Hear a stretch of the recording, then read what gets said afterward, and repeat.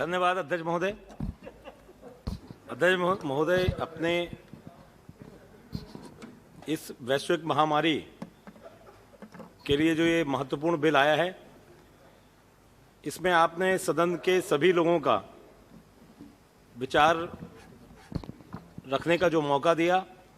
सबके अपने अपने अलग अलग अनुभव हैं।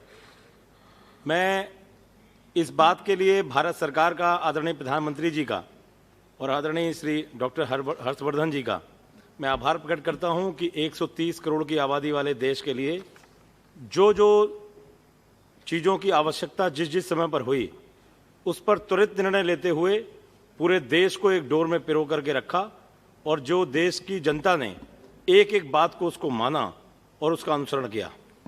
और आज हम लोग जिस स्थिति में खड़े हुए हैं, सभापति महोदय, जब सदन पिछली बार जब कोरोना के समय में जब खत्म हुआ, जब लोग क्षेत्र में जब जा रहे थे, जो सड़कों का जो नज़ारा था वो इस प्रकार से था, कोई साइकिल से, कोई पैदल।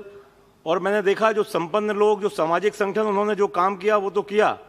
जो रास्ते में जो गांव पड़ रहे थे, गांव के जो किसान, गरीब मजदूर, वो बाल्टी में पानी लेकर के, कोई जिसकी जो स्थिति है वो लेके अपने बिस्किट के पैकेट, गरीब लोग, गांव के लोग जो दूर दूर थे, वो रोड में खड़े होकर के धूप, चिलचिलाती धूप में सभी लोगों को वो देने का काम कर रहे थे। छोटे बच्चे जिनके पास थे, उनको वहां गांव से लोग, माताएं बहनें, उनको दूध वहां लेकर के पहुंच रही थी।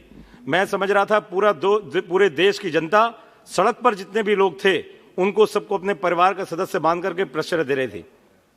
हमारे गुरुद्वारों ने, सामाजिक संगठनों ने और हमारे राष्ट्रीय स्वयंसेवक संघ ने जितनी बड़ी संख्या में भोजन का इंतजाम किया, मैं समझता हूं कि इतनी व्यवस्था साधारण रूप से जिसका नेटवर्क ना हो नहीं कर सकते।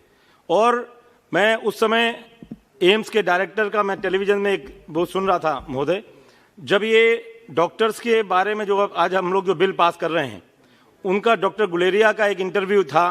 उन्होंने बोला कि हमारे यहाँ एक यंग जूनियर डॉक्टर, उसने बोला कि सर, हमारी ड्यूटी तो आप कोविड सेंटर में लगा रहे हैं, लेकिन मेरी आपसे एक रिक्वेस्ट है कि मैं अपने घर में अकेली लड़की हूं, मैं डॉक्टर हूं, मैं ड्यूटी करूंगी, लेकिन अगर मुझे कुछ हो जाए तो मेरे माता पिता की चिंता कर लीजिएगा। इस प्रकार की जो भावुकता की चीजें हुआ। और आज जो मुझे जानकारी है, समाचार पत्रों के माध्यम से, कोई ऑथेंटिक जानकारी नहीं आंकड़े की, शायद हमारे देश के 350 से ज्यादा डॉक्टरों ने इलाज करते समय उनके जीवन उन्होंने अपना बलिदान दिया है। मैं समझता हूं उनके सम्मान के लिए, उनको संरक्षण देने वाले इस विधेयक के लिए पूरे देश के एक एक वासी, सभी लोग उनके सम्मान के लिए आज हृदय से उनके साथ हैं और बार बार अपने आदरणीय प्रधानमंत्री जी को और सरकार को आभार प्रकट कर रहे हैं। आपने मुझे अपनी बात रखने का मौका दिया, आपका बहुत बहुत धन्यवाद।